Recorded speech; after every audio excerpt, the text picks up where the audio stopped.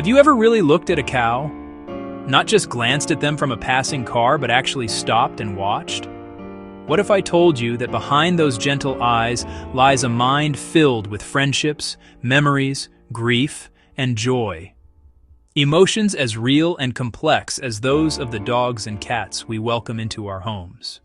Today, we're diving into the fascinating emotional and social lives of cows, guided by insights from Mark Bekoff's recent Psychology Today article and the groundbreaking work of photographer Mark Peters. For most of us, cows exist on the periphery of our awareness, in commercials, grazing in distant fields, or reduced to menu items.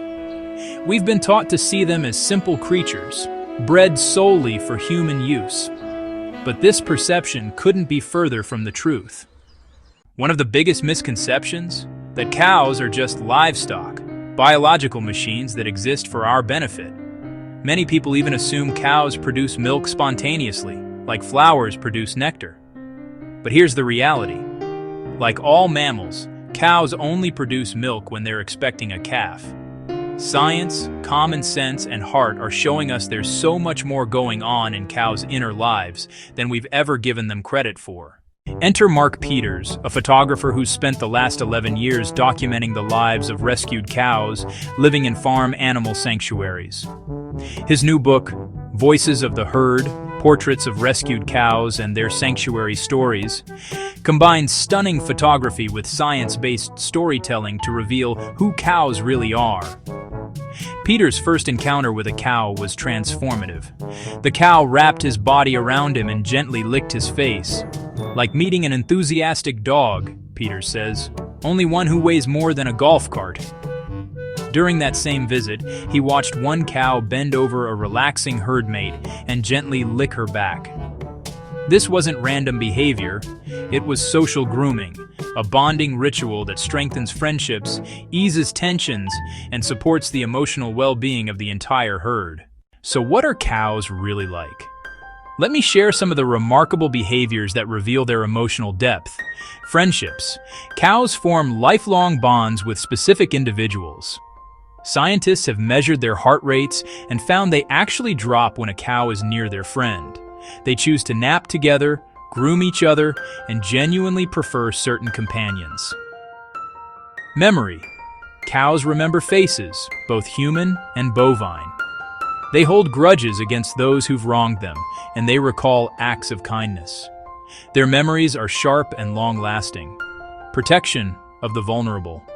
In one sanctuary, a blind calf was able to keep pace with her herd only because older cows circled back and nudged her along. This wasn't instinct, it was compassion. Grief. When a herd member dies, friends will lick the body, call out loudly, and sometimes stand vigil where the individual was buried.